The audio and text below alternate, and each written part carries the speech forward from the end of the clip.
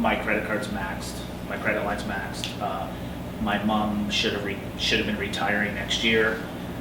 Her pretty much a lot of her RSPs have been depleted going into here, so it's scary.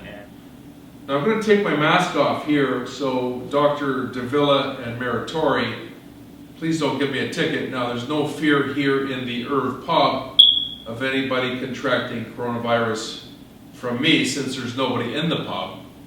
And the reason there's nobody in the pub is because of decisions that you both have made. And that is to not allow pubs like this in Toronto open up and have at least 10 people come in like they do in some of the other districts. And because of these decisions, a lot of places like the Irv are going to go out of business. And this is not just about me or the Irv, this is every restaurant. Like, I'm not here for just myself. Like, I have staff, I have, friends in the neighborhood that owns restaurants, friends in other lockdown regions that own restaurants. And what doesn't make sense to me is the fact that, like, if you go to Steeles Avenue, you can have dinner on the north side of Steeles, but 100 feet across the road on the south side of Steeles, you can't have dinner because that's Toronto. Like, science doesn't, prove that.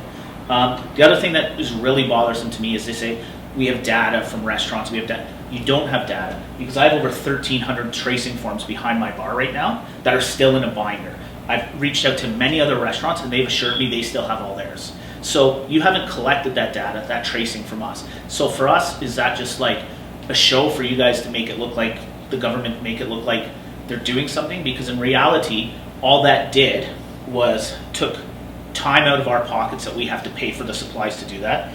It also slowed down service here, which is fine because if it needs to be done, because people had to fill this stuff out.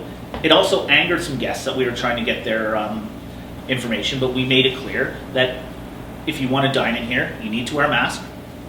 You need to follow every protocol. And I'm going to be the first one to say this. I do not want anybody to think that for 1 second that I do not think that COVID is real. I don't think COVID's fake, because that's not true. I do. I think it is a very serious matter.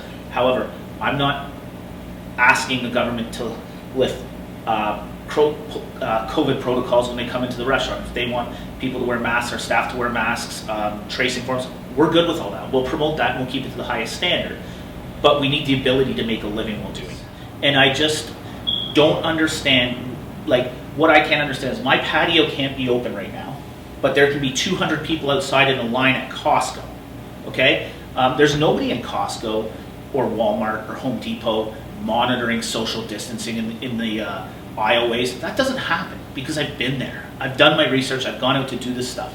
But the fact of the matter is, you go to a small restaurant like ours or down the street or the local hardware store here, you have to fill out paperwork, have your temperature checked, and there's all this trace. These big box stores don't do that.